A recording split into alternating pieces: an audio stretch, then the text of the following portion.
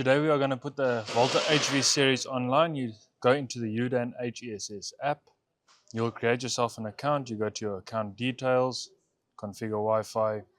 Next, this is the product, the UDAN 015B, 51B. You just select it. This is our Wi-Fi here at the building we use. Just say connection, enter the Wi-Fi code.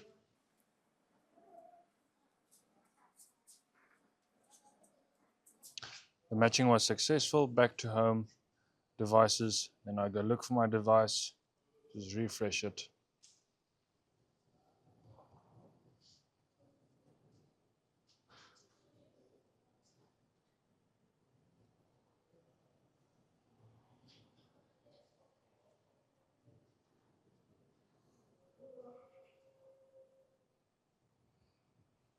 Scan the QR code.